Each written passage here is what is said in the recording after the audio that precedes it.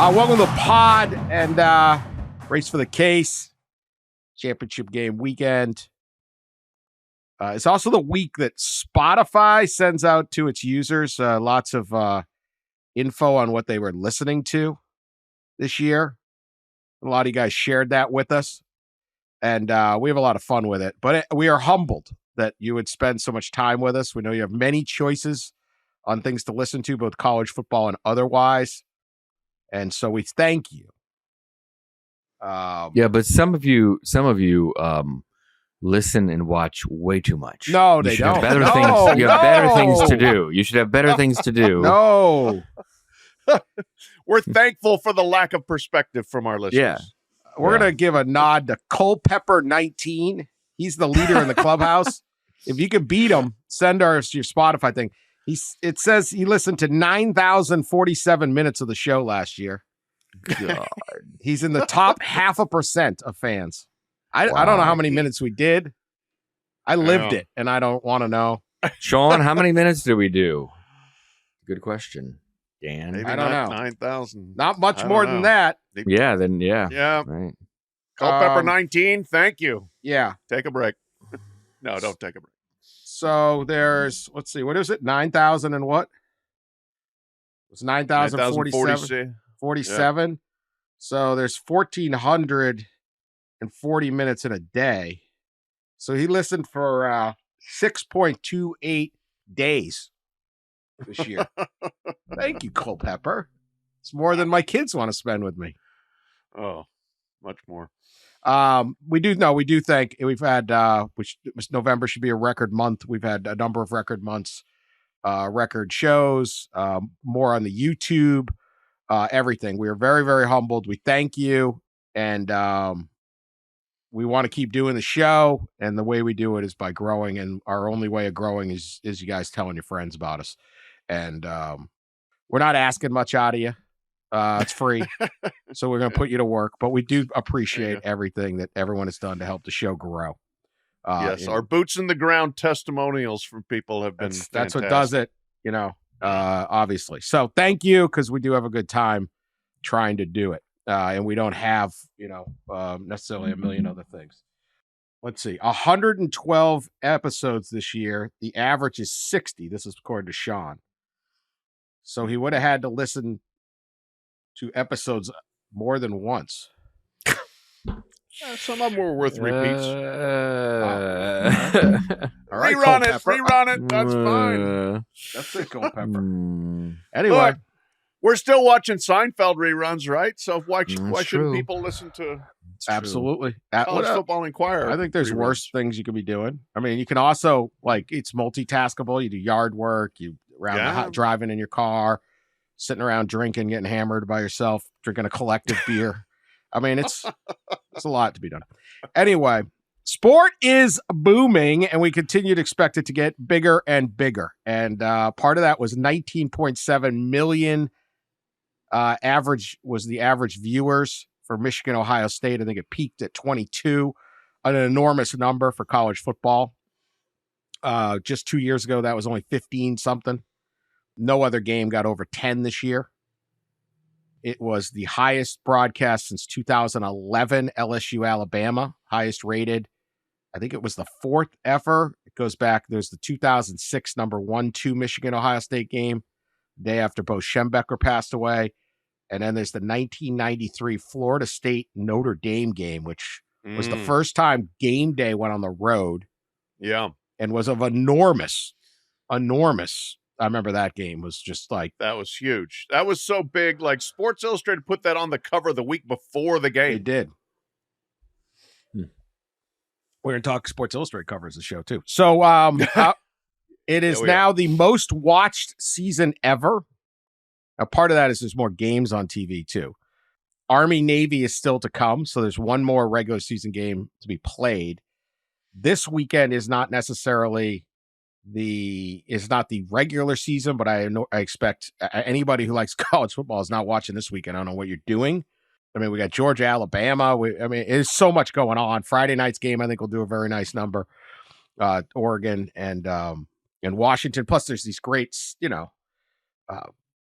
Is it Liberty, New Mexico State's playing Friday night? Yep. Yeah. Action. It's like actually a really good Conference game. USA title. Conference USA title. Like, look, it's not going to get a huge rating, but like Miami, Ohio, Toledo is a really good MAC championship game by MAC championship game. 10-2 versus 11-1. Yeah. So there's a lot of really good football games this weekend, and everyone's excited. I don't know, Pat, you covered this game a long time like me. What do you think of the boom in the sport as a TV property? I think gambling's part of it. I think a lot of things are part of it. Gambling is part of it. You know, I think this year particularly, the number of like fresh stories, compelling stories. Obviously, September, you know, the viewership of Colorado was incredible.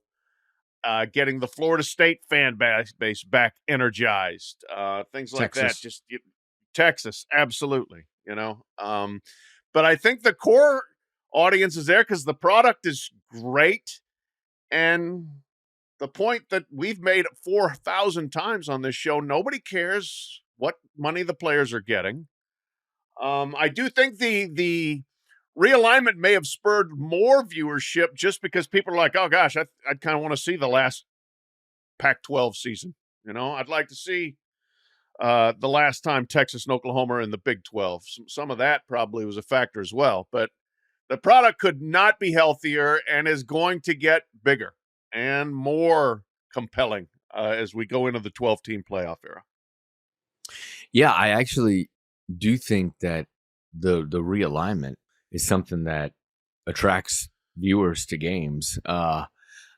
It's funny. I think it's a Playfly Sports, which is a multimedia company. They did a survey earlier this year of fans, and it produced some really interesting results. And one of them was that, like, you know, X amount, it was like 70 or 80% of fans endorse realignment because they just love it and it brings attention to the sport. I think that's part of this year of what attracted. It was a storyline that attracted people to college football. Of course, a lot of people within the industry hate realignment, but I think it is noteworthy. And you know, we had some other storylines this year that I think attracted viewers outside of the realignment in the Pac-12, and that's all this Michigan stuff. Right. All the sign stealing stuff. I mean, all those stories, while maybe not like great for the sport, are great as far as bringing attention to the sport. And I think that that's part of this all as well. Yeah. Controversy and scandals. And I mean, controversy is America's favorite sport. That's truly America's favorite sport. One thing I learned covering the NFL is they just lean in on it.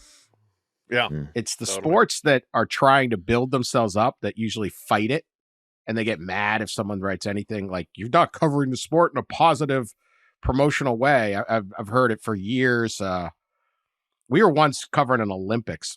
We had an Olympic meeting. I can't remember what Olympics it was, but we used to get some athletes there from different sports to they would help our coverage. They would either do video or something. I can't remember.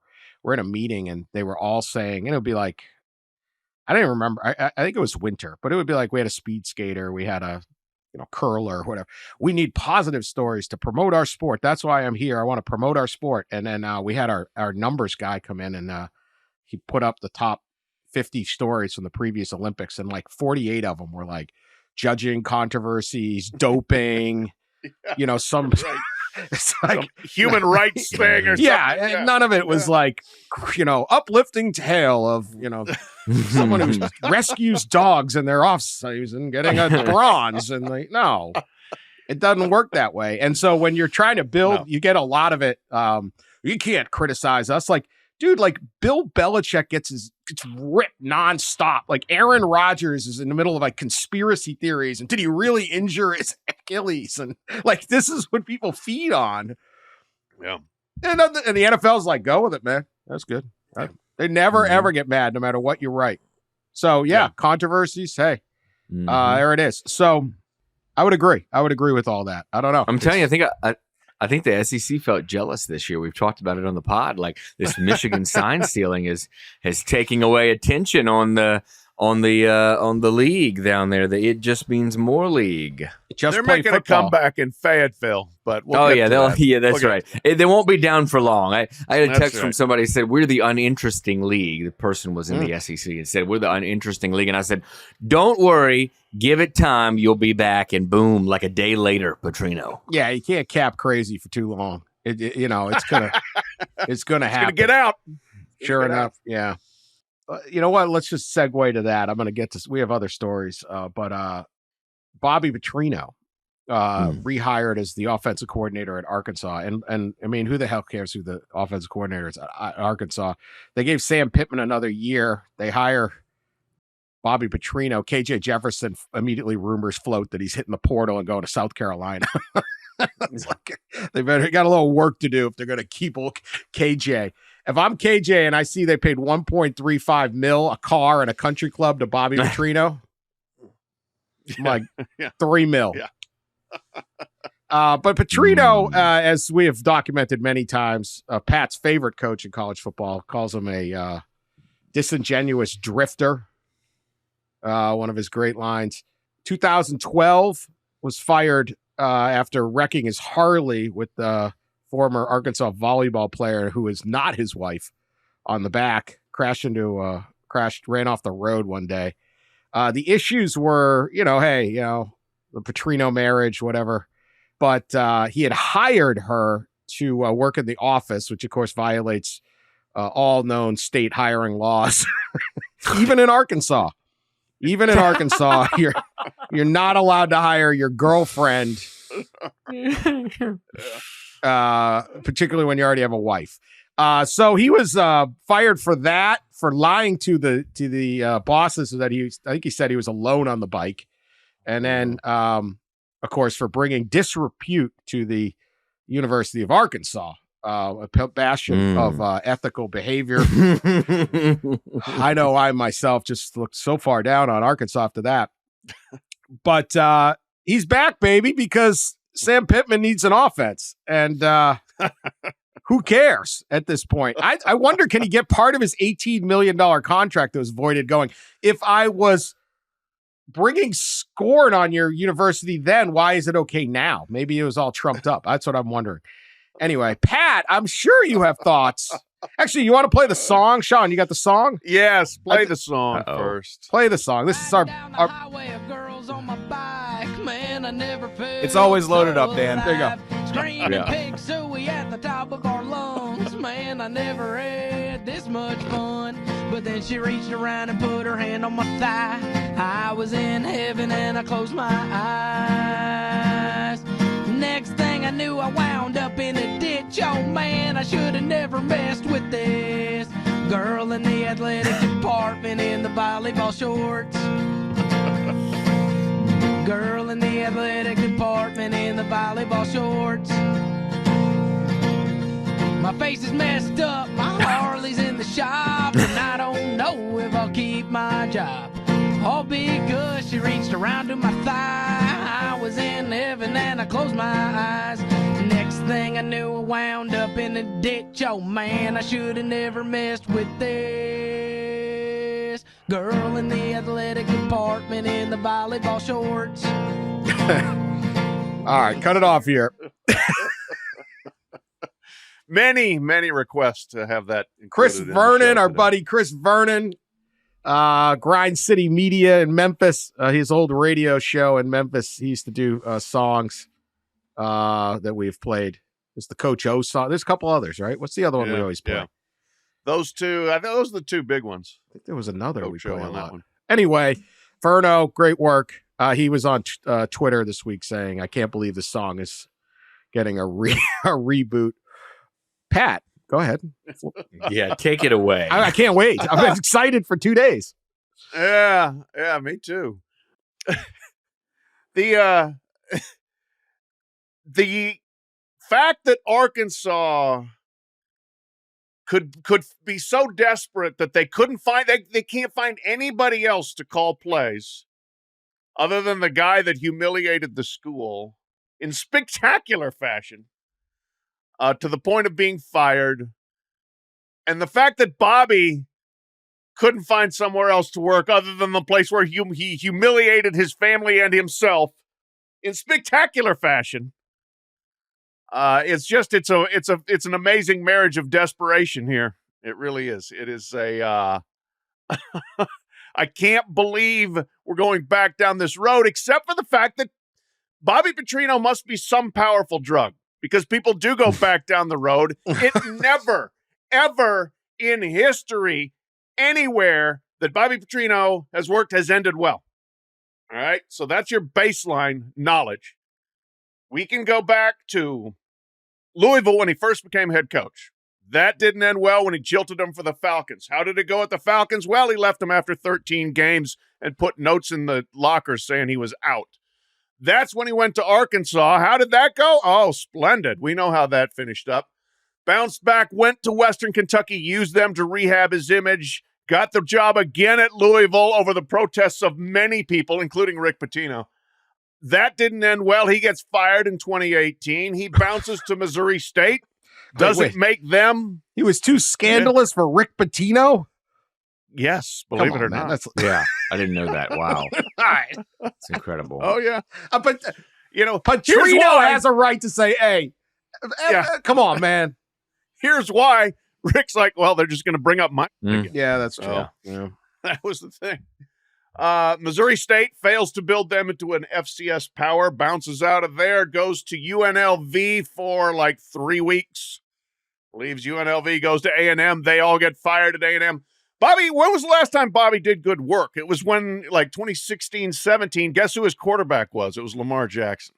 Oh. So did Bobby do good work, or did he have a Heisman Trophy winning future NFL star quarterback? Anyway, I forgot about the UNLV stop. That we were going to have a lot of fun this year with the Bobby P in Vegas. Yeah. He was there for 3 weeks. Yeah. 3 weeks. Anyhow, you can't find somebody else to drop your ball plays. And the other thing too here is, of course, watch your back, Sam. You're going in on the hottest seat in the country next year, and they just hired the interim coach who's going to take your place when you start 1-3. Mm-hmm. Bobby Petrino has been known to put a shiv in people's backs. Ask Tommy Tuberville. Jetgate. Ask Tommy Tuberville. Yeah. The infamous Jetgate at Auburn in 2000, what? Three? Yeah. That's the part of this that fascinates me, Pat, is if you watched parts of, I didn't watch it, but I saw videos and stuff of Arkansas's game against Duke in basketball last night.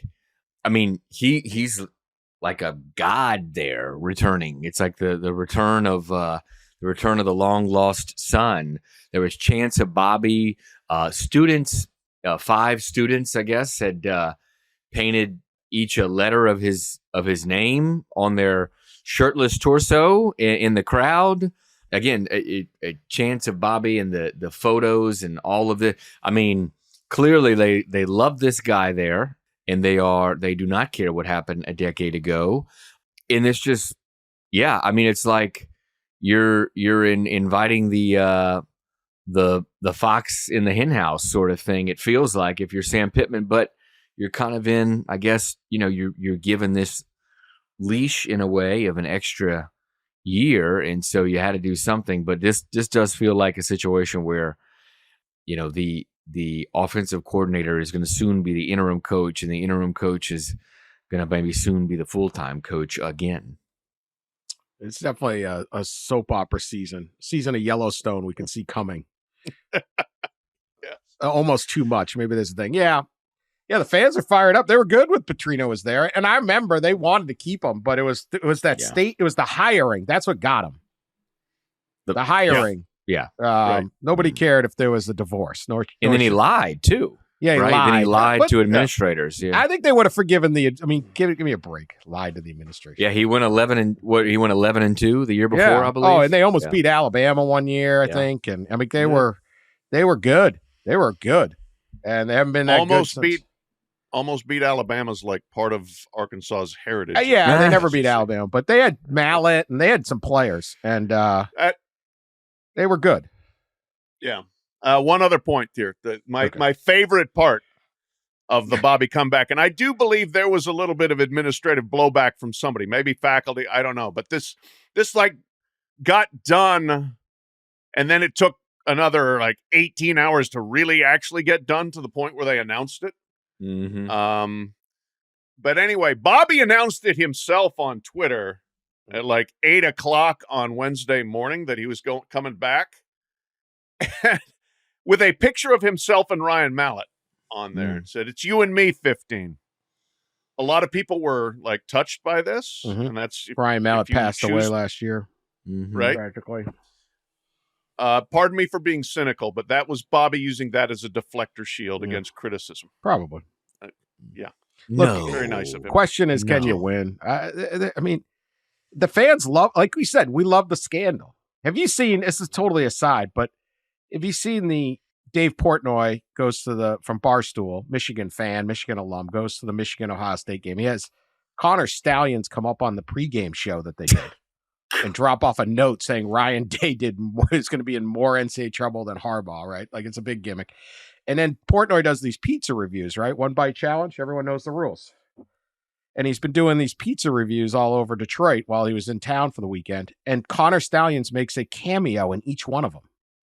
The real really Connor him? Stallions? The real the one? real Connor Stallions. So, you know, that was him on the stage that came up? That was him really on the stage. Yes, that was him on the Wow. stage. And in the videos, you know how you've all seen the 1 bite challenge. He stands out front. He has the pizza, takes a bite. Or he takes more than 1 bite, and then he gives it a rating, right? Immensely popular thing.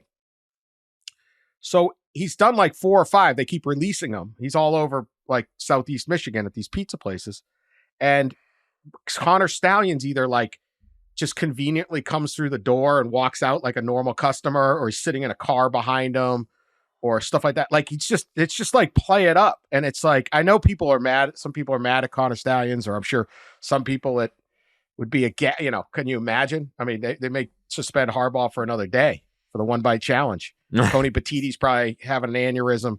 I don't know, but it's like people just don't care. They love the scandal. Yeah. They've embraced, like, people have in general embraced scandal over the last, like, I don't know, 6 to 8 to 10 years. Yeah. The country has like warmed up to scandalous figures. I will not get political. Right, let's stay. But I let's think stay that there probably is a politician over the last few years that we don't know what you're talking about. Has also embraced scandal, and thus the masses do now. It's wild. It's wild, and it's seeped into sports. You know, we've talked about this on the pod, I think last year, with like the basketball stuff, and like, you know, LSU keeping Will Wade and Bill Self in Kansas.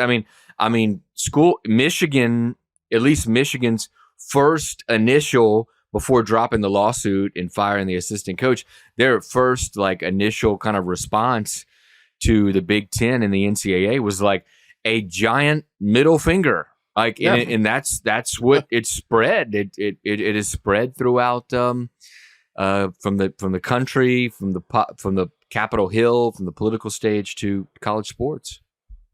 The response was one word: bet. Bet. Right. Yeah. No, I don't think anybody cares. And nobody cares about your rules or your moralizing, because who the hell's doing any moralizing around here? Everybody's they finally have embraced everyone's got a gray hat. Like, there's some good people. I'm not saying there aren't, but it's sort of like your Arkansas, like, dude, we've had nice guys. We lose. You guys have these guys. What are we doing? You know, guy wrecked his Harley. All right, probably shouldn't have hired the girl, but whatever. You know, good crime. It's an amazing shift, because back in the day, 20 years ago, it'd be like, oh my God. Right. And now it's like, whatever, man. Gasp. Now they're chanting his name. Yeah. Yeah. Seriously though, like the biggest sin will be, what if they don't win? What if they're not good? Right. That's that, you're fired. But if the offense is good, because Sam Pittman, by all accounts, is a tremendous guy. We all love Sam Pittman, but he ain't winning. So they're like, we just don't care. I think I think college sports has taken on the pro mentality of like, I don't care. Yeah, I'm a Boston Bruins fan. I don't care if Coach Montgomery is a good guy or a bad guy. Could he just freaking get the guys to back check for a change.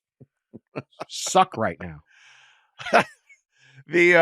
Wouldn't hurt anybody. Arkansas hired the coach. Arkansas hired the coach of the number 8 offense in the SEC. Yeah, I don't know. Might not be good, but there is no more like we care. It's funny, especially that type of stuff. I mean, these like, okay, Cotter Stallions caused a lot of damage to. If I was Jim Harbaugh, I'd be very upset with Cotter Stallions. If in fact I had no idea what was going on, I'd be very. But he hasn't expressed that. But I would understand. Like if I didn't know, you tried to tear down our kingdom by.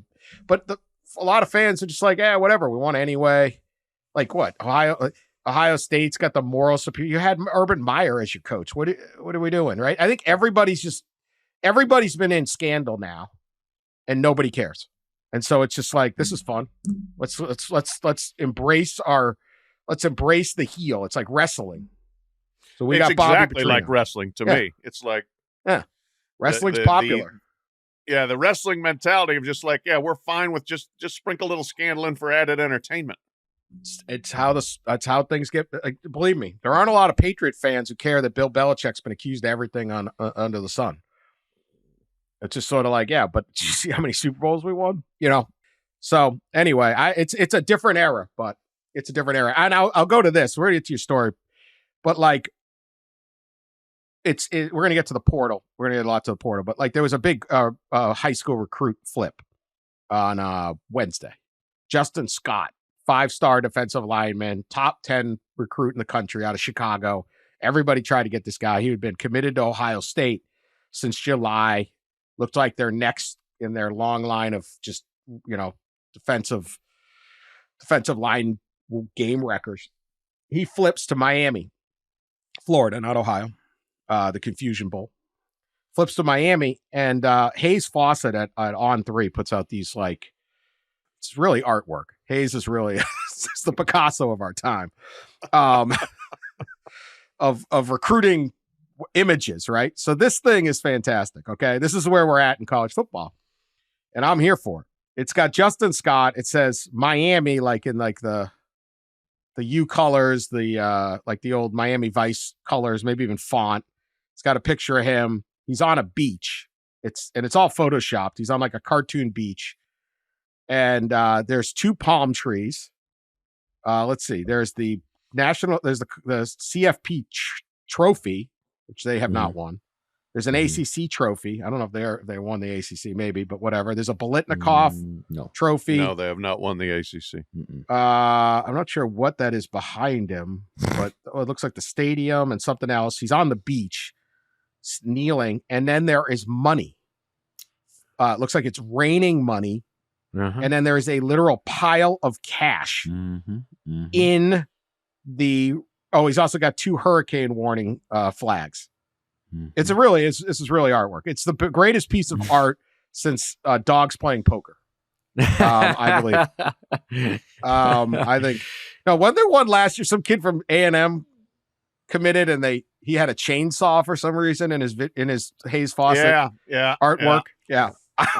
I need an athletic. Could the Athletic please do an oral history of Hayes Fawcett's? Don't give him any ideas. Yeah, right.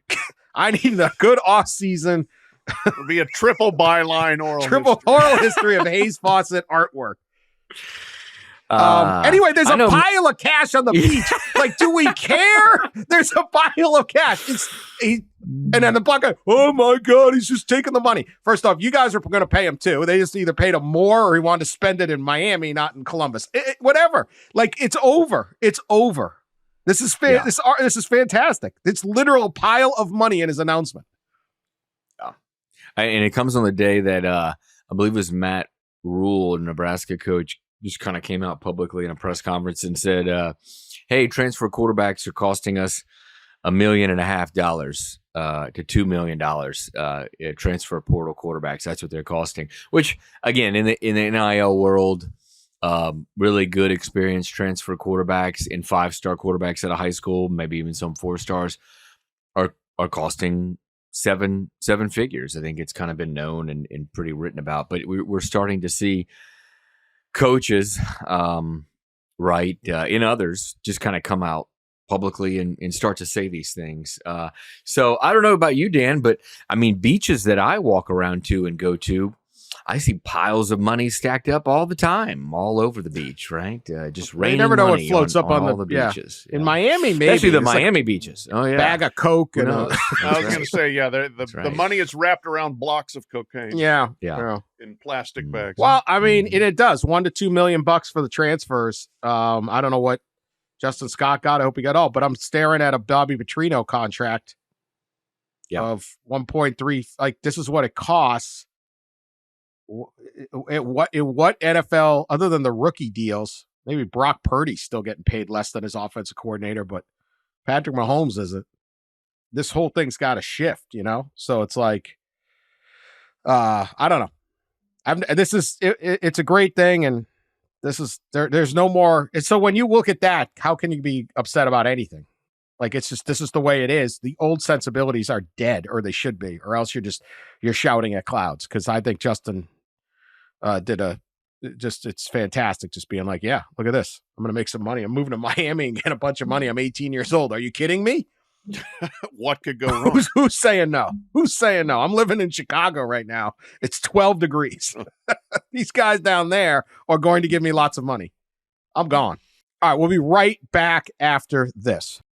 All right, we're going to get to the portal, but I want to briefly get to Ross's story on conference championship weekend. Look, this is going to be a great conference championship weekend. Last year was pretty much a waste of time. As the playoff expands, how necessary is this? You think there is at least some real voices, or I know you're reporting in the story, there's some actual real voices saying, do we need this thing? What's up with the future conference?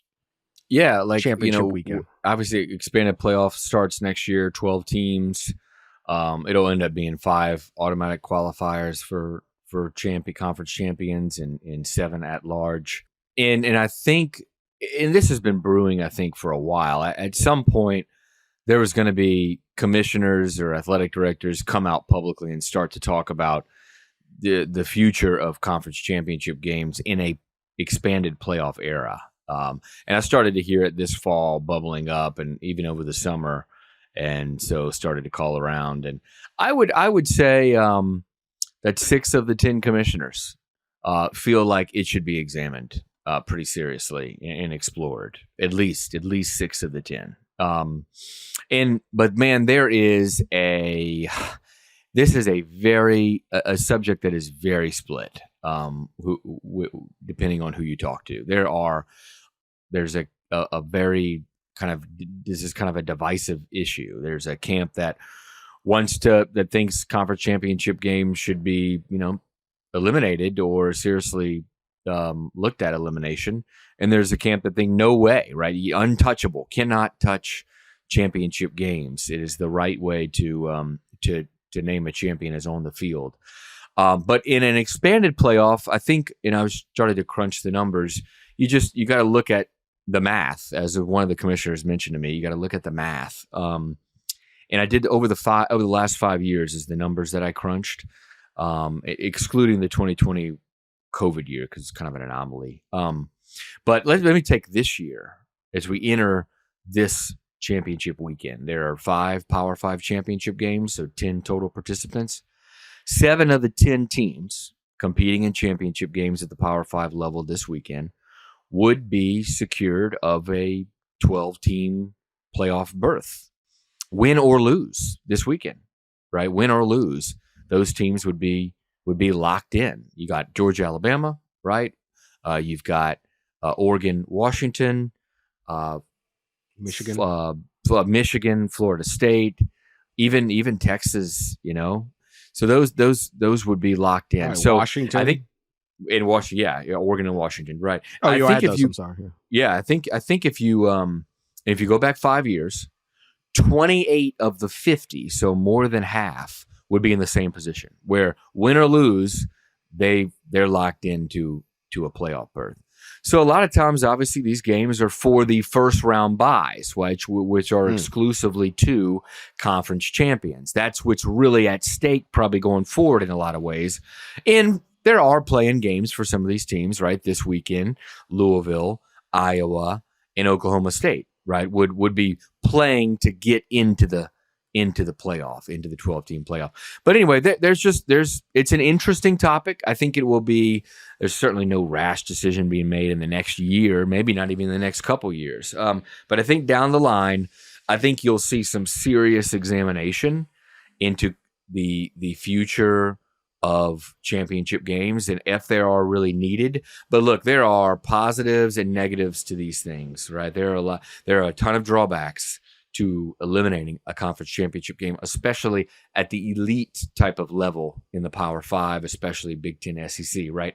First of all, the SEC's game in the Big Ten's championship game are valued at more than $40 million television-wise. So that would have to be compensated for. And there are ways to do that with the CFP and CFP revenues, but that is obviously an issue. But the other big issue, and Greg Sankey of the SEC brought this up to me, and so did plenty others, is the deeming a champion, determining a champion by regular season results, which is getting more difficult because leagues are expanding, right? So you're not going to play everybody a single time in a season.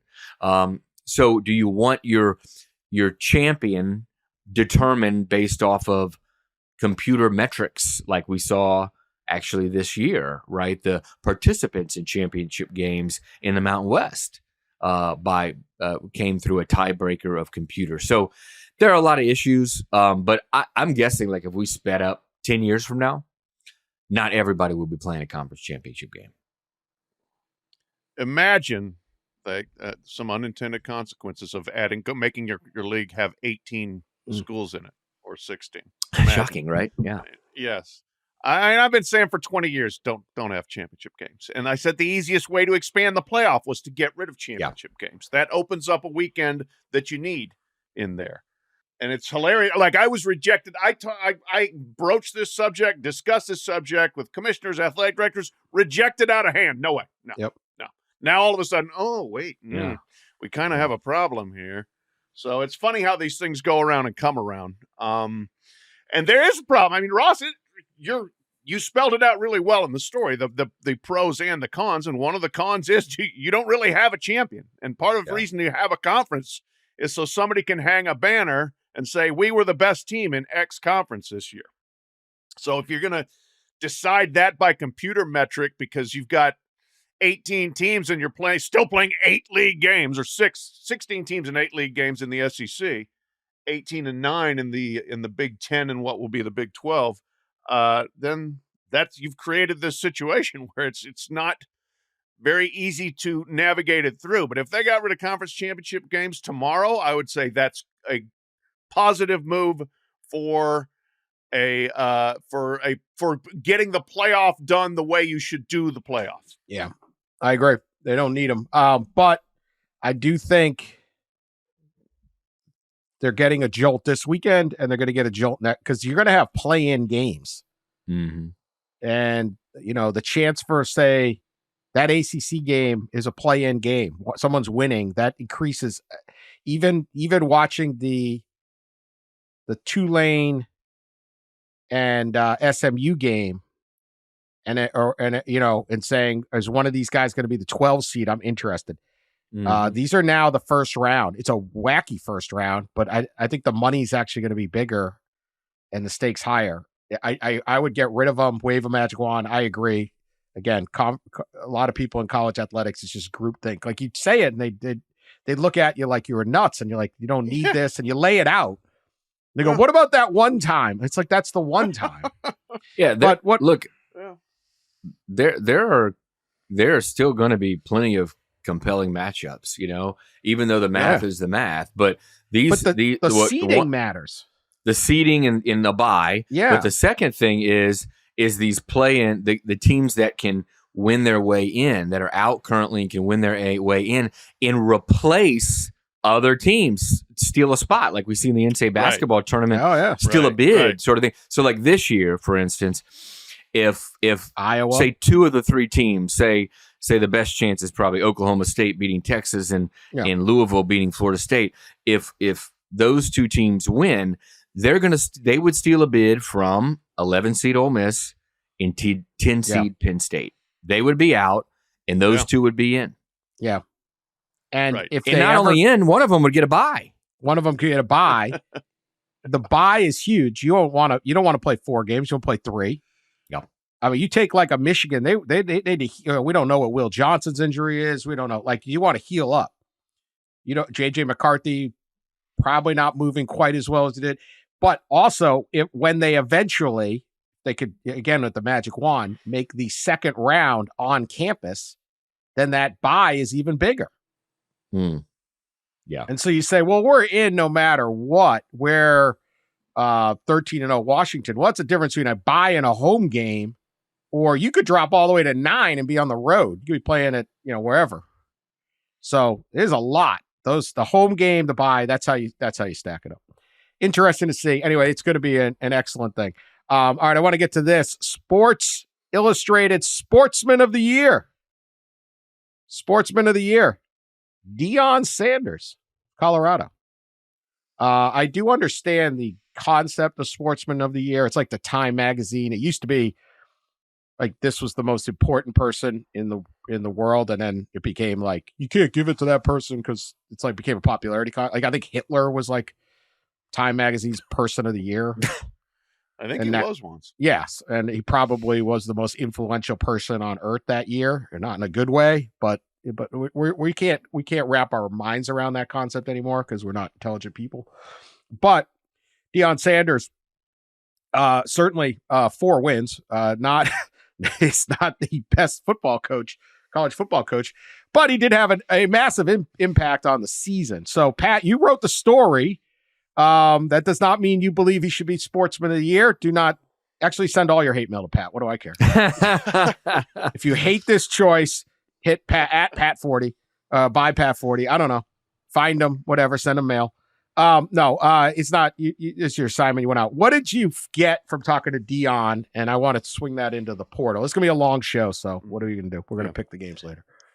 Yeah, they're already finding me. Don't worry, Dan. Okay, good. It's all your fault. Yeah. Yeah. No, I mean, this was not my selection. You can find reasons certainly to disagree with it. You can find some reasons to agree with it. I will say this, that in terms of being a change agent, a disruptor of the status quo, a shock to the system, nobody did that more than Deion Sanders. And we've talked, what were we talking about earlier in this show? Attention, ratings, untraditional approach to college football. Well, Colorado, at the time I wrote the story, had 2 of the 5 most watched games of the year and 5 of the top 13. I believe the Colorado Buffaloes, that were 1-11 last year and had been irrelevant for more than 20 years, had 5 of the 13 most watched games this season as of November 15th or whatever the time was. So he made you watch, made you pay attention, made you take a side, probably pro-Deion, anti-Deion. In terms of like disruptor of the system, he has a sign in his office when I was there. If you look good, you play good. If you play good, they pay good. What other college football coach is going to have that sign in their office? Deion Sanders is, because he's made no bones about that's what it's about. We are here to raise exposure, to raise money for our people, to get paid. And so he did that. The big thing that stuck out to me, it was a really interesting conversation. We talked going back to when he was a kid, and like he was the organizer of the sports, like his bus stop. He would take his bus stop full of kids and go play like street football against the next bus stop. And like sandlot baseball. And he would go to 7-Eleven and buy them all hats so they looked like a team. His little youth team would go play another neighborhood team. But part of the segue from that was like, he said, I spent my youth basically doing 2 things. I played sports and I watched TV. And he said, I didn't just watch TV, I watched TV. I studied it. He studied sitcoms in the 1970s. Sanford and Son, Jeffersons, All too. in the Family. That did nothing for me. Well, I honestly, God, I think he learned comedy. how to, comedy, production, character. There is a And little we've Fred talked on this Sanford in him. podcast. There is a little Fred Oh, Sanford in there him. Oh, yeah, definitely. for Yeah. sure. Definitely. For This sure. is we could actually see very that. interesting. Yeah. Yes, especially now that he's hobbling around on 8 Yeah. toes. He looks like Fred Sanford a little bit. Seriously. He does. So it's just really interesting. And he almost just basically laid out a sitcom plot. And now, by the way, lo and behold, there is a sitcom in production about Deion Sanders. Lamont, you of big course. dummy. Yes. But, you know, he's got his family all around him there, and he's laid out this sitcom thing. He's like, you know, Shador comes in here and takes a shower, leaves his clothes. My clothes get laundered with his. I come back, his underwear's in my drawer. Oh, boy. He said Shiloh sneaks in here and takes a dump. His mom is in the next. He did. His mom's next door watching soap operas in his office. You know, I mean, it's just like you can see the sitcom coming to fruition here. Anyway, long story short, agree, disagree. Deion is the Sportsman of the Year, and he's created a hell of an impression in a lot of ways. Now, the football, he's got to fix. Yeah. Yeah. Yeah, I think this would have been received differently, right? If instead of 4-8, they were 8-4, right? But I think people Even 6-6. Yeah, I think That Stanford game broke him. I think Yep. people should probably look past that, right? As Pat was saying, I mean, this is a kind of award or whatever you want, a recognition for kind of the off the field disruptor type mentality, not wins and losses. But I don't envy Pat's inbox. Yeah, well, people have strong feelings about it, obviously. Yes. One way or the other, right? It's like Deion. We decided we've discussed it on the pod often. He is maybe the most divisive kind of figure in college athletics. Yes. Oh, Without yeah. question. And Without and question. there's been a rash of it, and I thought we were on a verge, and we kind of haven't. He had, I think, 2 guys have hit the portal on him. And one, Caleb Faria, whose dad was a player there and played in the NFL. Yeah. I don't think he had much of a season. Like, I think he only had did he have a catch or barely played? And 3 kids decommitted, but 2 of them were juniors. There was this perception all of a sudden, like, and everyone jumped on it because they want Deion's it's classic America, right? We build them up, then we tear them down. Yeah. Oh, it's all falling apart. I don't know about that. The transfer outs are not bad. Everyone's losing guys. It's not like Shador transferred. He got 4 wins. He should have had 5. We will see what happens with the portal coming in. He has a huge next 3 weeks. It probably will determine his future at Colorado, whether how invested he is in staying or not. His recruiting class only has 9 players. 3 of them are blue chip players. The other 6 are. I don't know whether you can build a program solely. I thought he would have better high school recruiting. At least some of these, like, it's not top 10 guys. It's number 278, who's a linebacker from, the area or something like that. You've got to build a lineman and stuff like that. But we are going to see. He's got a huge few weeks. My concern with him is his recruiting. It's very unorthodox. He's always done things unorthodox, but like, he does not go out and recruit. Part of that, I think, is his health. Part of it is he wants people to come visit him. But I don't know if you can make that work. What did you say at Jackson State? He never did an in-home visit, I don't think. Yeah, he doesn't go to their homes. And maybe you can do that at Jackson State, but like at the end of the day, like I'll say this, like so the number 1 recruit in the class of 2025 is Bryce Underwood from Belleville, Michigan. And he's a quarterback. And Deion called this year, and Bryce and his dad went out there, and it's exciting. But it's LSU, it's Alabama, it's Michigan, and it's Colorado.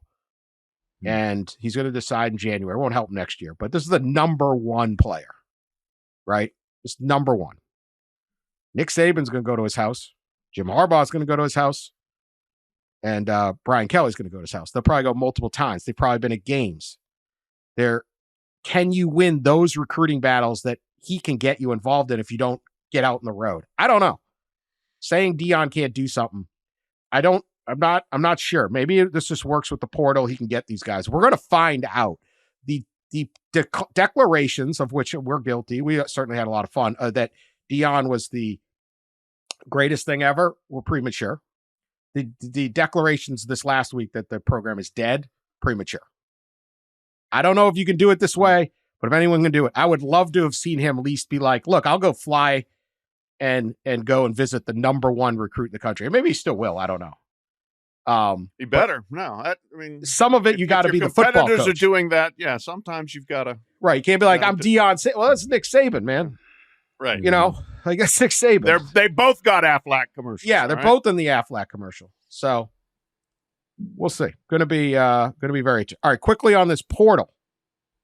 Quarterbacks galore. The portal doesn't even open until Monday. Again, here's why I think no one cares about the scandals. Yeah. Like Riley Leonard declared he was going to the portal, and everyone had him to Notre Dame for like $2.5 million, like an hour later or something. I don't know we don't know the details of the deal, but however much was money. Literally just like everybody knew, like Notre Dame, and just waiting for him to put the name in so they could say it out loud. Mm-hmm. Yeah, Notre Dame's going Notre Dame. Go Notre Dame, right? So it's like this is how the business works. Marcus Freeman said earlier this week, like you can't wait, and you can't. You got to have it scouted. You got to work these guys early. Riley Leonard, maybe to Notre Dame, would be huge. Really good football player. Better than Sam Hartman. Not as handsome, but handsome enough. Handsome enough, I think. I'm not sure he's better than Sam Hartman. We'll see. Maybe he is, maybe he isn't. The NFL guys like Riley Leonard, man. They do. We'll see.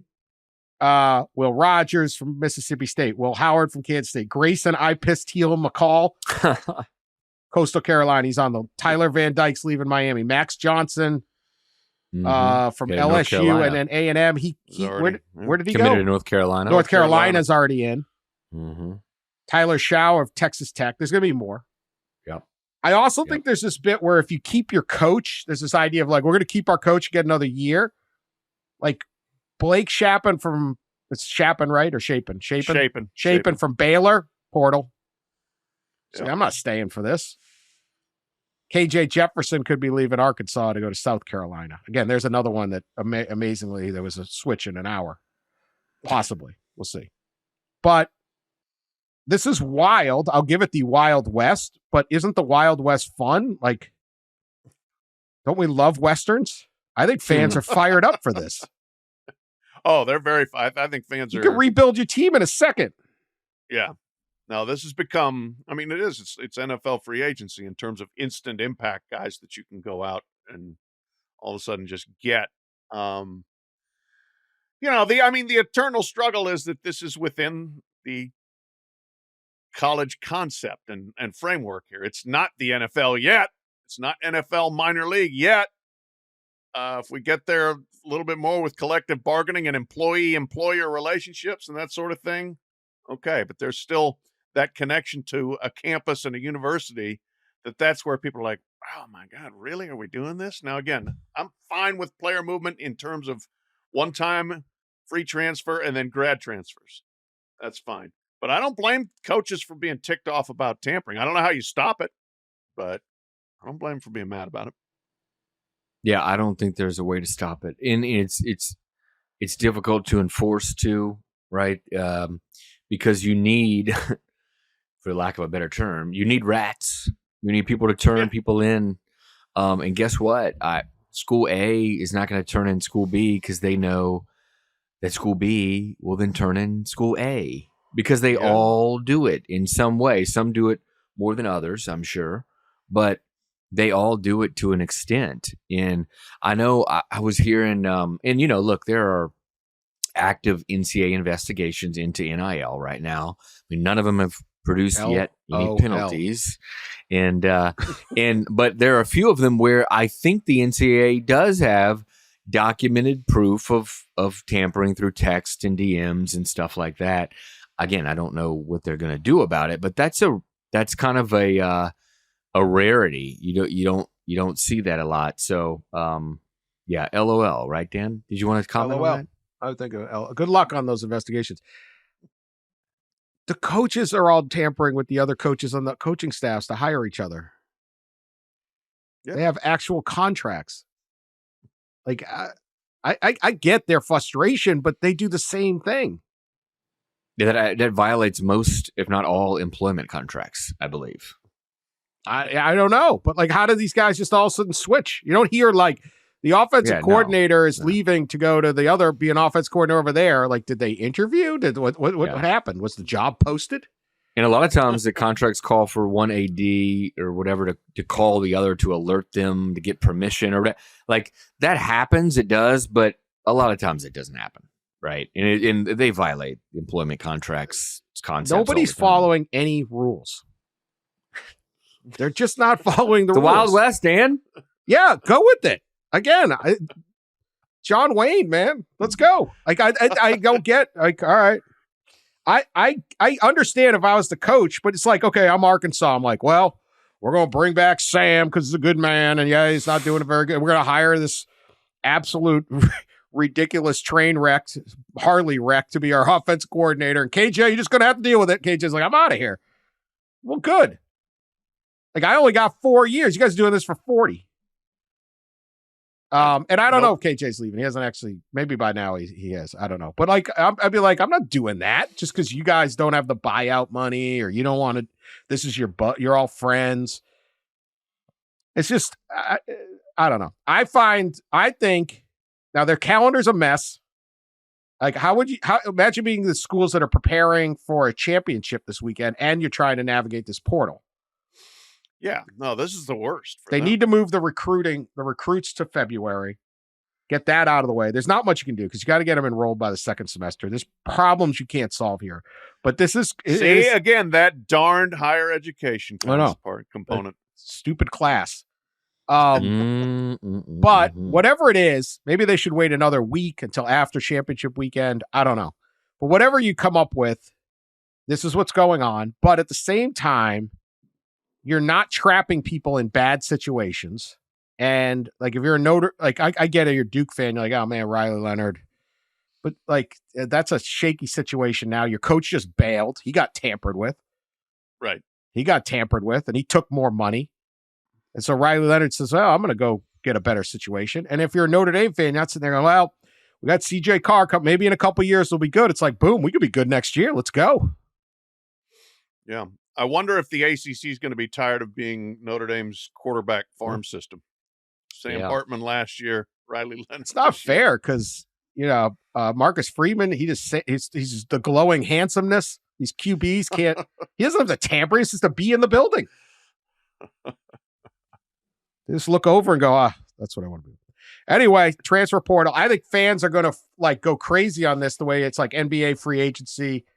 Baseball, right. It's a trade deadline thing because this is better than recruiting because this guy's good. We've seen him. Right.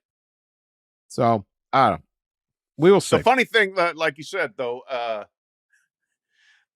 supposed to be December 4th, portal opens, and that, we're taping on the 30th of November. We already got guys. We've got guys all over the place.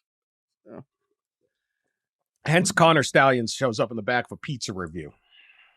And everyone laughs.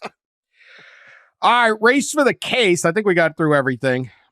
Now, look, we have talked these games. If everything about these games, the last 2 episodes. So please go back and listen, like our man Culpepper 19. Mm-hmm. If you want to hear, we didn't just ignore the football part. Yeah. It's obviously going to be big. Actually, there's one quick topic I want to get to. Herb Street said it. I think I saw Joel Klatt say it. A lot of voices say it. It's supposed to be the top 4 teams. The 4 best teams are what the committee is supposed to put into the playoff. Okay? Over the last 9 years, we have not seen that be the case. They have not chosen the best 4 teams. And this all centers around whether Florida State, if they get the 13-0, deserves in, or it's just a downer of this great year. There were certainly 4 teams that are potentially capable of winning this national championship, and we don't want to see one that no one thinks can. So there's a lot of backlash to Florida State. I'm not arguing what they should do, but what are your thoughts on this? That, yes, should it be the 4 best, or is the committee, by ignoring that through the years and going basically with resume, doing it right? What do you think, Pat? I mean, I remember standing there in the, lobby of a opulent hotel in Los Angeles, hearing Mike Slive say 4 best teams when this was announced. And that was supposed to be the charge. As you laid out, it has not always followed through that way. I think we'd all like to see the 4 best teams, but I also like to see teams rewarded for excellent regular seasons, for scheduling well, for challenging themselves and performing. And if you say, well, clearly, look, Michigan's a better team than TCU, right? If they'd have come down to one's in and one's out, everybody, Michigan's better than TCU. Well, what happened on the field? TCU beat them. So you get into some of these, well, we know this team's better than that team because we just know. Is that what we're basically boiling this down to? So I think you have to reward resume. Now, the Florida State thing really is tricky. It really is, because they are probably going to put a diminished product out there. But, man, if they beat Louisville and they're 13-0 and they took on LSU and they won that game and they went into Death Valley and they beat Clemson, it's tough to leave them out. At the same time, if it comes down to leaving out an SEC champion with 1 loss and letting Florida State in, that's a tough one to swallow. So I don't know. I mean, I can see all sides of it, but I lean more toward reward the teams that put together the resume to get there. Yeah, I feel the same way. The games in the field have got to matter. They just do. I think it was. I'm reminded. I think it was last year. I remember Nick Saban was on that media campaign about how Alabama would be.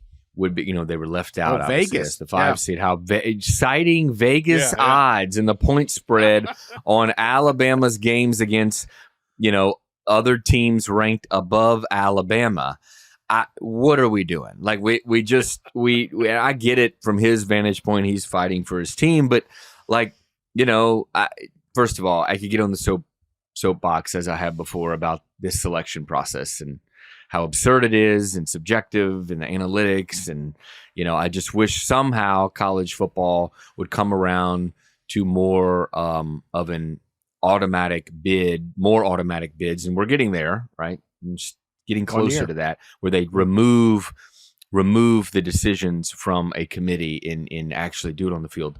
So we're getting closer to that. But I just think it's all absurd. And you've got to, the number one thing has got to be what happened on the field. Now, I do understand arguments from some about scheduling, right? And that's what makes college football so difficult to parse through these teams and differentiate these teams, because everybody, unlike the NFL, right? Everybody doesn't have a consistent and even type schedule.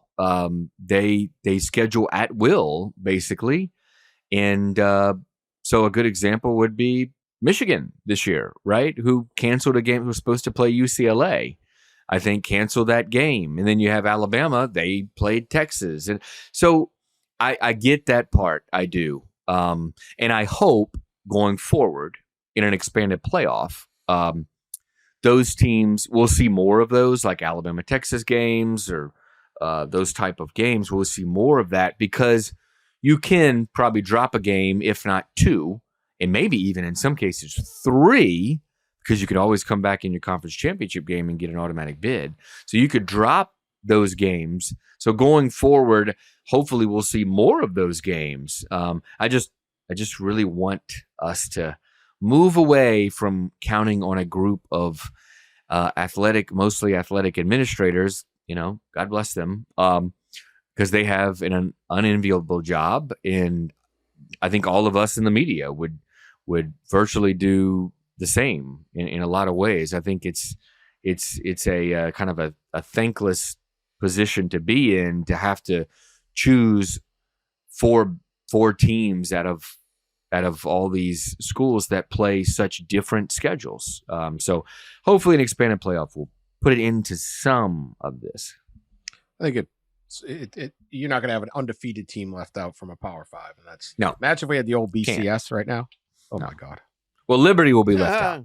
They're unbeaten. Liberty will be left They'll out. be left out. But yeah, they didn't play a Power 5 team. I mean, yeah. The old BCS would have been. Oh my God! Right now, people are like, bring back the old BCS. Dude, this year would have been a complete nightmare. Oh, I man. wish Death to the BCS came out with this scenario. We would have sold so many books. I wouldn't have had to do this podcast. It'd have been Michigan and Georgia if they win on Saturday. It'd been Michigan and Georgia, right? And you'd have an undefeated Florida State and a potentially undefeated, very good in talk about good resumes.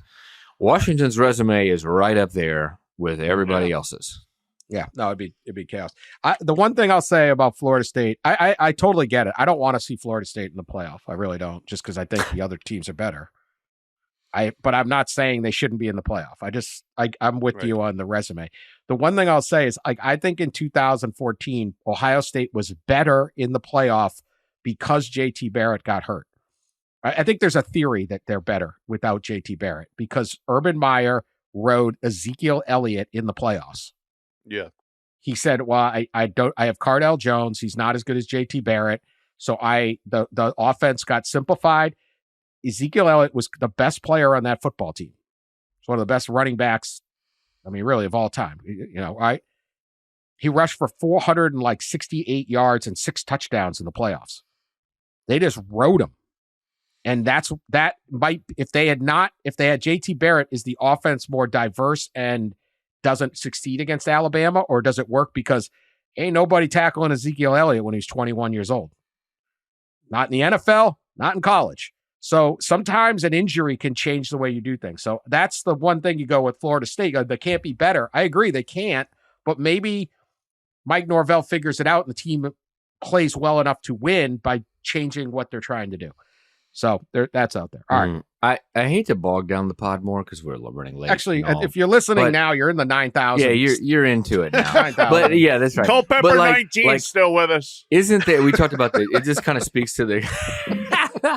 This kind of speaks to the conference championship game story, but isn't there a way we can figure out a college football playoff with all or the majority automatic bids? Aren't we smart enough to maybe take the schedule's the schedule? I think you always but you could do it by conference, like conference finish. In the Power 4, the top 2 finishers of each of the Power 4 get automatic bids into the playoff. The top champion of Group of 5, like it is now in the expanded, get an automatic bid. But it's a lot harder. And then maybe have like 3 at large. 12 there's got to be 12 and the teams, SEC. With 18 teams, well, you throw in 3 to 4 at larges for those remaining other teams. But then you have a committee. Well, you got to have a committee to seed. You're going to have to. Yeah, you got to have a committee. 133 teams, and Delaware's coming. We got. There's 130 plus teams. 133 and going up. Playing for one. It's the whole thing is completely crazy. That's the beauty of it. Great, though. That's why. Yeah, you're right. That's why. So you play crazy schedules. You got to have at some point. You have to have a human element to sort through the unmitigated disaster. This is not the NFL where you have 32 teams and was it 14 of them make the playoffs? It's 14, 7 on each one. Yeah. 7 on each side. Are they up to 16 now? They might be. I think they're at 7 each. Okay. All right. 14. Right? Yeah, one gets a bye. Yeah, 7. Yeah, and then the other 6. And then you go, well, because it is strength of schedule. But you look at that stuff on like Sunday night, they'll be like in the hunt. You're like 4 and 6 Saints. You're like, God, we got beat by 50 points today. Like, how about 3 automatic bids for the Big Ten each for the Big Ten and SEC, and then 2 for the Big 12 and ACC. That gets you at 10, and then you get a 16-team playoff with 6 more spots. The best group of 5, maybe 5 at large. I don't know. Look. Listen. You know what we're doing right now? We're just inviting emails from people. Here's my playoff theory. Oh, yes, I know. I've gotten plenty of those. I prefer knowing there's some guys wearing Kevlar while eating cream corn down in the Grand Hyatt in Grapevine, Texas right now looking at a game control and point spreads and all the other bull. The other night when they're like, why is Texas ranked 2 spots below Oregon when Texas has a better win more top 25 victories and 40 spots higher on your strength of schedule. And Boo Corrigan's like, Bo Nix has completed 78% of his passes. Talk about an awful, thankless, like no win Poor position guy. there. Yeah. Like no win at all. No, I get it. He's just like, basically, we like him. That's it. Like, there was nothing else, but I'm like, He's cool. Completion percentage is now a thing? Right. Oh. Here's some stats. Reel off the stats. It'll sound good. He's completed 78% of his passes. Like, that wasn't the question. Anyway. What? All right, now let's get to the real excitement in college football, the final race for the case. Sean Anderson in the lead, 46-32. Everyone has 3 ties. Ross, 43 and 35. Myself, 43 and 35. Pat, 38 and 40. Respectable. Respectable, Pat. I'm getting back. So Dan and I are 3 games back. Boy, we got to do some damage this weekend, don't we? Yep. And as per tradition, the leader has to pick first. Yeah. Right. Yeah. So we can fade him. We got to make a move. We got to make some moves here. Okay. 2-minute drill for Ross and I. Pat, you are mathematically eliminated. Thank you. But you can get to 500, and I think that's a moral victory for you. It's bowl eligible. That's all I'm shooting for. Get bowl eligible. You can get a Pop-Tart. Race for the Pop-Tart. So, Sean, be ready and get ready for the knives. Ross and I are coming at you like a San Quentin prison yard riot. I had a season-long lead, it felt like. When did Sean overtake me, damn it? You went probably when you started picking bad. All right. Number 5, Oregon versus number 3, Washington. Pac-12 championship game. The last Pac-12 game. Friday night, 8 p.m. on ABC in Vegas. Oregon giving 9.5. What you got, Sean? This is a real interesting tradition that I'm glad we're starting in 2023. Not starting. It's always This is nice and fun. That's how I remember it. But I'm sure, yeah. I'll go with Washington. We should ask Culpepper 19 what happened on the show. He'll track it. I'll go with the Huskies. They have made it this far. They have beaten a lot of odds in a lot of very tough games. So going up against their rival, yeah, I'll go with the Huskies. 9.5 is a lot of points. Pat? I'm with you. Too many points. This is two really good teams. I think Oregon has become the better team, but I know this. Nobody's killed Washington yet, so they ain't going to go down easy. It's going to be an awesome game. I think both offenses, again, will have great nights. So I will take Oregon to win, but Washington will cover 9.5. I'm doing some math here. How many games are we picking this weekend? Well, we're picking 5, and then we'll have a lock, but I don't know how we're going to have. We can duplicate the locks, 6, obviously. 6. So 6 games. total. Yeah, 6 Six total. games total. Okay. All right. Same as every week. All right. I want to go against Sean, but I can't. It's too many points. Yeah, 9.5. I think Washington at very worst, even if they're behind 15, 17 points, they have an offense that I think can get you a backdoor cover. So I got to go with the Huskies as well. I love this game. I love the Huskies, but I'll take a lone duck. Are you kidding me? I'm trying to win this thing. That sweet free case of Busch Light. Are you kidding me?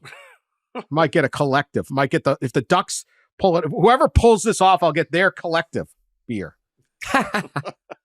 Maybe. I don't know. Maybe. Oregon's collective beer is probably very hoppy and it's artisanal. Yeah, maybe not. You mean it's actually good and has Probably, taste? Yes. Mm-hmm. Has actual taste. Yes. Doesn't. Yeah. But anyway, I'll go lone duck on this. Bo Nix has completed 78% of his passes. Don't you guys know anything? Listen to Boo. 18, Oklahoma State versus number 7, Texas. High noon. Big Plain showdown. Big 12. Last game of the current Big 12. ABC, AT&T Stadium in Arlington. Texas is giving 15.5. No faith in Vegas on the Stillwater Mullet. Sean, first pick. I loathe this game. I loathe the spread. 15.5 in a conference championship game is diabolical. especially when Mike Gundy's in play. But I believe that Texas knows that they're on the bubble, so they need to win with some style.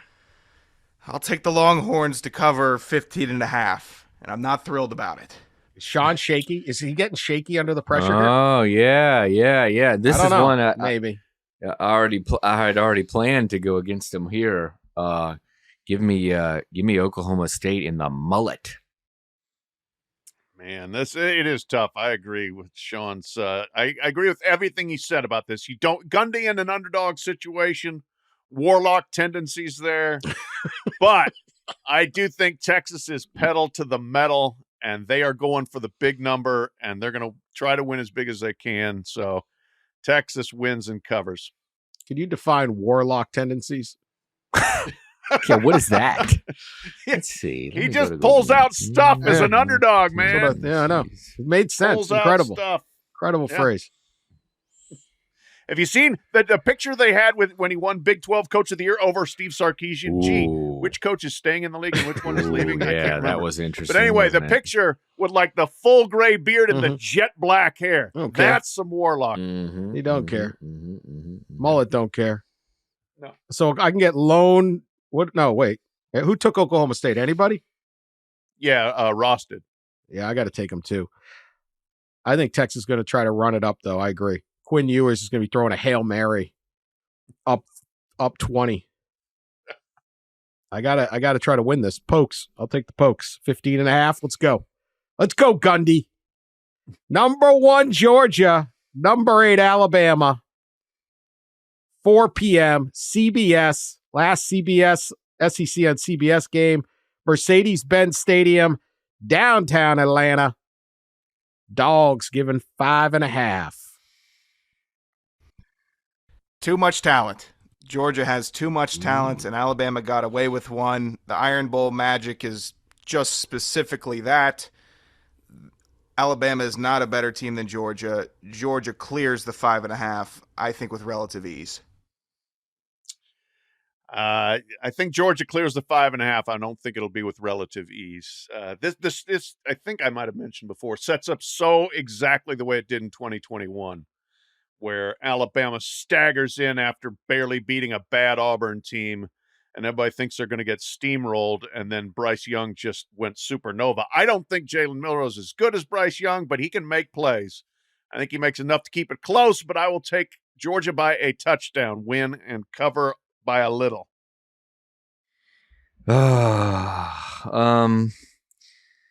If I don't go against Sean here, I'm going to have to go against him in 2 of the next 3. But I feel the same way as him in Pat. I know there's the master Alabama, Nick Saban. I think there's some absurd stats that Peter Burns from SEC Network tweeted out about Nick Saban in SEC championship games and in the Mercedes-Benz Dome. He's like 10-1 in championship games. He's like 7-0 in all other games or something in the stadium, or 6-1. I mean, it's absurd. But I just think this year Georgia's too good, and the Alabama team I watched against Auburn, I don't think beats them or covers. So Georgia, it is. Oh, I love you guys. Lone Tide? Are you kidding? Lone What is the Tide. number 1 rule of Race for the Case? Nick Saban is an underdog. Don't bet against him. Yeah, I know. I'll take it. I know. I'm going to be tied for the lead by the end of this game. And Sean's going to be, what'd you have, 14.5 drinks a couple weeks ago? You're going to be drinking them down. You're going to be gunning them down on Saturday night nervous. Can't wait. They'll be free. It'll be fun. Number 2, Michigan versus number 16, Iowa. 8 p.m., Indianapolis, Lucas Oil Stadium. Game on Fox. Wolverines giving 21.5. I don't know if you saw the over on the point total earlier this week for Iowa in the first half is the most disrespectful line ever. Half a point. Yes. Half a point. Have you heard those like gambling ads? Like, sign up for FanDuel if you get if LeBron James scores 1 point tonight, you win $200, right? Stuff like that. And you're like, oh, probably seems like LeBron's good for a point. That's this 1 point. That was the over under in the first half. Hawkeyes. Yep.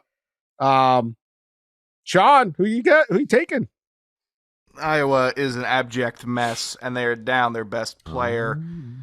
I cannot overstate how much I think Michigan is going to win this game by 22 points or more. And that it's also based off of Penn State beating them 33-0. If Iowa could have held Penn State to less, okay, maybe we'll have a conversation. But they are not a serious team. Michigan is somewhat serious, so I will go with the Wolverines to cover. The over-under on the game is 35.5, by the way. So Vegas, and the spread is 22. Think about that. Think about that. Or 21.5. So Vegas thinks it's going to be like 25-10. No, they don't. I'm going to go less than that. Yeah, less than. Whoa. Oh yeah, my math is all wrong. Yeah, 28. Yeah, like 30-5 or something. Yeah, like 29-6. I didn't. They never said that math would be included in the pod. Okay. So I'm gonna go against Sean here. I'm gonna take the Hawkeyes to cover for some reason. Give me the Ferences, the Ferentz crew, right? Coaching maybe for the last time together. You can come up with a scenario in which Iowa covers. That scenario involves Michigan having a wild hangover. It involves injuries having depleted the Wolverines. And it would have to involve turnovers and kick returns. None of those things are going to happen. All right. Michigan, the last 2 years, should have had a hangover and then went in and thumped whoever they played in the Big Ten championship. And Iowa is worse than both of those teams, one of which was Iowa 2 years earlier. Iowa will not score. Iowa will not cross midfield. Michigan will win and cover this easily. I'm worried about the gang up. I'm worried about the 13 coach conference call. Will Tony Petitti make a ruling if all of a sudden someone named like Harvin Marison shows up on the roster of Iowa? They wouldn't know how to get Harvin Marison the ball. Doesn't matter. You think Brian Ferentz can come up with a play for Harvin Marison? No, he cannot. Mew Aller is throwing the ball to Harvin Marison. Like, wait a minute. What is that? How much will the Big Ten try to beat Michigan? It's all hands on deck, baby. This is what Michigan's going to cover this game. This is why I say Blake Corum probably won't play that much to get in the lead. Then, like, Donovan Edwards is dying for touchdowns, Yeah. They'll play. They got too much. Forget it. I'll take Michigan. Ooh, lone Hawkeye. Hawkeye. Have fun. Have fun. Have fun with that one. I expect a text at 8:15 going, what the hell was I thinking? Yeah. Number 14, Louisville at number 4, Florida State. Seminoles given 2.5, 8 p.m. Saturday night in Charlotte, Bank of America Stadium. Sean? I've used a little... I think I've exceeded my amount of logic that I can use in my picks on the first 4, so let's root for the chaos here. Florida State to cover. I think that they're going to give the committee too tough of a decision, so let's go with the Seminoles. Just get the party started, get next week going, Florida State. Can I just say that Dan has almost employed the Dabo Sweeney usage of Sean's name here when it's a Tyler to Sean from Spartanburg. Sean. Yeah. Look at work for Dabo and lost Sean from Arlington. Yeah. Sean. Anyhow, no, Louisville will take the committee off the hook. This is you want to talk about warlock tendencies. Braum has them in an underdog situation. Florida State, by hook and crook, got by Florida, but not with much offense at all. Louisville's defense is falling apart to a degree, but it doesn't matter. They still have playmakers on offense. They're going to score enough. They're going to win. Florida State's going to be out of the playoff. The committee's going to send a fruit basket to Braum afterwards for taking them off the hook. Same. Yeah, give me the Cardinals to cover it. I just don't think Florida State, as Boo Corrigan said, is the same team as they were before the quarterback injury, and they look like it, against Florida. And so playing a much better Louisville team than the Gators, and I think that the Noles go down. I'm going to take the smart play here is Louisville. I'm going to take Florida State. You're going to go against the smart play? Yeah. That's pretty much how I live my life, and look where it's got me. Yeah. You remember you got to have the 3 different picks to Sean. I've got them. Oh, you got them already? No. I feel like I'm going to regret this one. I'm taking Florida State. I think I just want the chaos more than a case of beer. Man, let's face it. You're going to have a case of beer whether we pay for it or you pay for it. My beer is it's $17.99 for a 30 rack. I mean, like, what am I getting out of this? I think last year I made you guys donate to Jackson State's Seiko Smith Foundation. You did. Yeah, like, because what you're getting off easy. Pats is like $45, and it's impossible to buy. Anyway, I'm taking the Seminoles. Too much pride. I don't like this Louisville team at all. But whatever. We'll find out. All right. There's 2 games to pick for the final. You either pick. Well, there's 5 other games. Oh, there's 5. I'm sorry. Yeah. No, I'm sorry. My bad. Yeah, I was about to say. I was looking at the ranked ones. I was like, what is it? Okay, 5 games. Can we duplicate, or do we have to like take what's left? Can we duplicate if we pick the opposite team, maybe in a lock? You All know right, what let's I'm make saying? that the rule. Let's make Yeah. that the rule. Sean, That's a good rule. should we make Sean go last so he has the least advantage? No, let him pick. Go ahead, Sean. Good, Sean. Making up rules on the fly here. I don't. It's a very important race here. Yeah, exactly. Just like the Ross, committee. Thank you. Next, now we're just picking where the selection goes, wherever. Bo, and then Pat locking Chin, up. Boo it's Corrigan, see what he has to say completely about Now this. there's a new tradition starting up. Yeah. Go ahead, Sean. 3 I game will. lead. My lock of the week will center around a team that saved my sanity and facial hair, the Toledo Rockets. I like them. It is a good team. Miami crawled back in their first matchup this year. I don't see it happening again. Toledo giving 7.5 on Saturday at noon. I like everything about this Rockets team. I will take them to cover that 7.5. That's the best pick right there. Excellent pick. Damn. Should have made him go last. Conference USA Championship game Friday night, New Mexico State at Liberty. Liberty's undefeated but has not played a Power 5 team. It has one of the probably the weakest schedules in the country. They are an 11.5 point favorite. Jerry Kill and the Aggies, give me those guys to go into Liberty and not just cover, but I think they may win the game. There's my lock. Wow. You know, they Yeah, played Aggies. earlier this year. This is their second meeting. Yep. Mhm. 16-point win, I think, for Liberty earlier. But But boy, you New go with Mexico that. State has No, they're good. played awfully well. Yeah, they're on a roll. All right, I'm going Sun Belt, which once again was the Fun Belt. Had another very good year in that league. But App State is only in because James Madison can't be there. And Troy, wow. John Summerall is undefeated after September in 2 seasons there. He started like 1-2 each of the 2 years, and then they don't lose again. And they're not going to lose this one.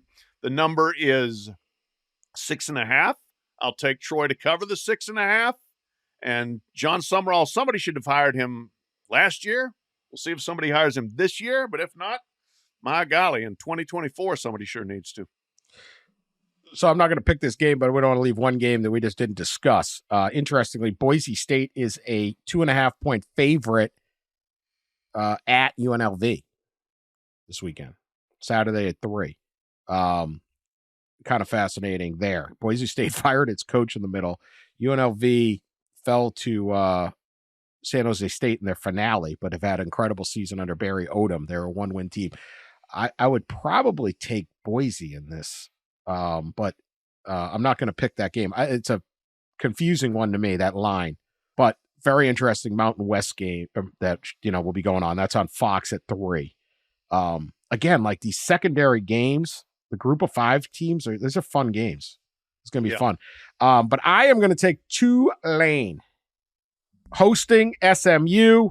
They're given 3.5. Not too big of a spread. I like everything about Willie Fritz's program. I particularly like Michael Pratt, and I think that the Green Wave riding a really good home crowd and a lot of excitement. Hopefully they pack that place down there. They got a great little stadium, Yulman Stadium, and New Orleans goes out, and I think the Green Wave win it for the second time in a row and beat SMU outright and cover the 3.5 points. Is it 3.5 or 2.5? 3.5, right? Yeah, 3.5. 3.5. I wish it was 2.5. And take this. So that is my pick. That's the one that's going to win it. I feel pretty confident. I'll be bathing in beer. Lots of beer coming. Anyway, that is our show.